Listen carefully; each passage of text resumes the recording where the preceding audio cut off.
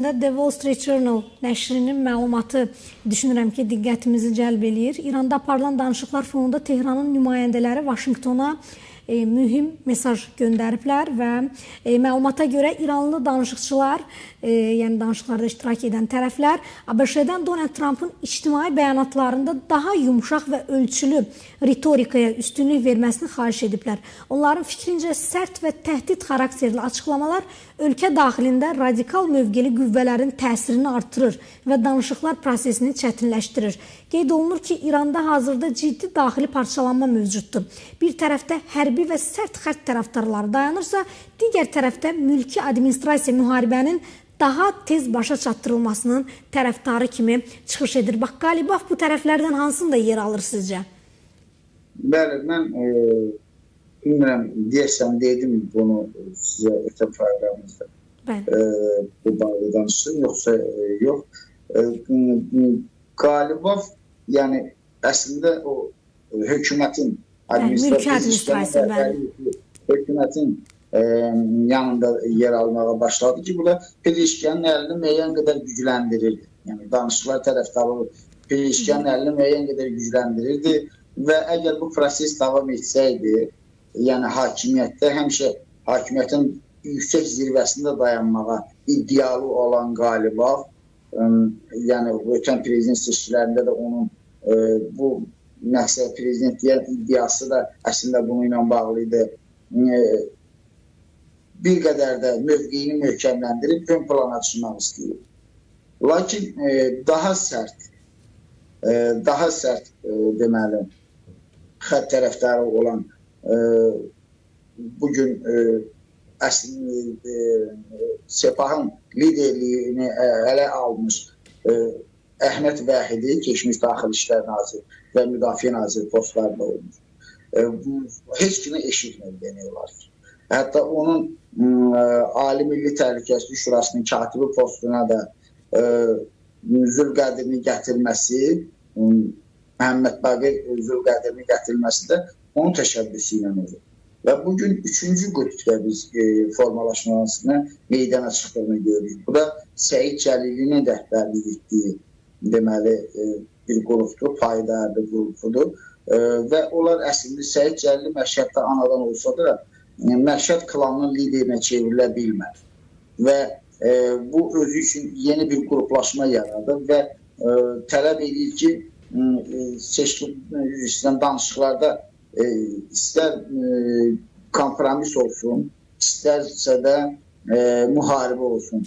Nəyə nail olmaq istəyirsinizsə, bunun üçün ali liderin, yəni Müştəbə Xamneyinin audio ya video səs yazısını verir.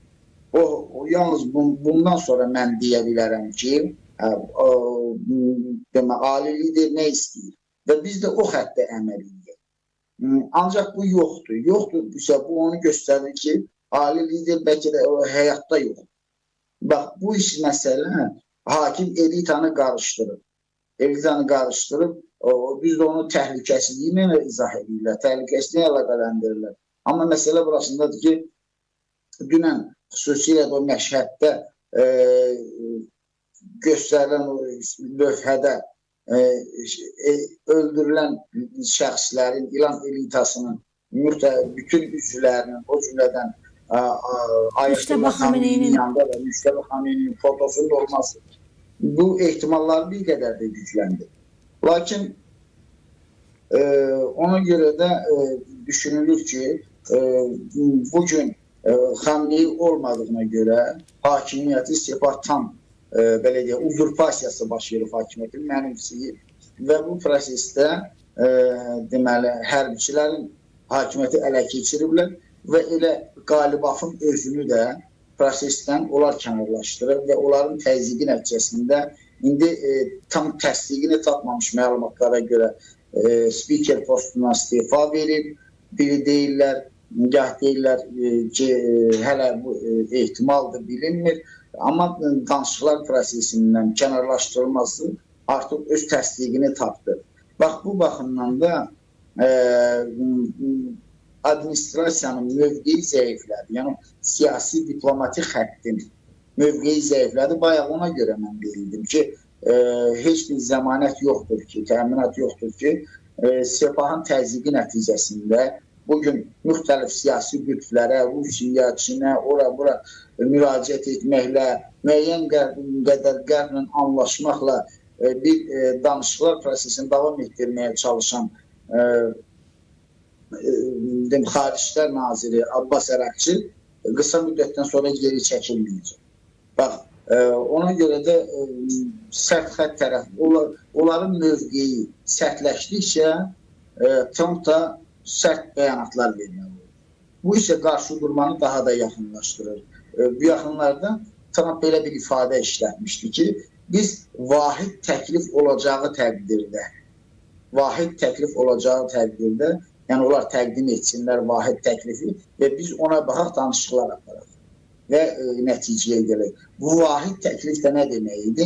Yəni, bu onun işarə idi ki, yəni İran elitasında parçalanma var, müxtəlif qütblər var və bu qütblərdə olan dayanan tərəflər ortaq məxrəcə gəlməlidirlər və konkret mövqe qoymalıdırlar. Yoxsa bu tərəflərdən biri danışıqlara gəlir, o biri meydana raket çıxarır və göstərir ki, biz güclənmişik, biz qüdrətliyik, biz hələ müharibə aparmağa gücümüz var, müharibə aparmaq istəyirik. Yəni, İranın sözü ilə əməli üst-üstə düşmür. Bax, bu baxımdan da səhəri gün istər ABŞ-la, istər İsraillə əldə olunacaq hər hansı bir razılaşmanın pozulacağına zəmanə təminat yoxdur. Bax, ona görə də Trump'ın sərt bəyanat verməsi də bununla bağlıdır. İran elitasındakı ziddiyyətlər isə qısa müddətdə aradan qalxacağını demək çətindir. Çünki ölkədə hakimiyyət boşluğu var. Ölkədə ali liderin olmasına dair və ya sağ qalmasına dair heç bir rəsmi təsdiq, məlumat olmadığından hakimiyyət boşluğu var və sistemdə bir boşluq yaranır və elitanın bir çox aparıcı üzvləri ölüblər və ya öldürülüblər. Bax, hakimiyyətə əsas nəzarət funksiyasını həyata keçirən ali lider isə həyatda olmadığından heç hakimiyyət boşluğu gələcəkdə hətta mərkəzdən qaçma prosesini sürətləndirə bilər. Bax, bu baxımdan da gələcəkdə danışıqların qısa müddətdə uğurla başa çatacağını demək çətindir.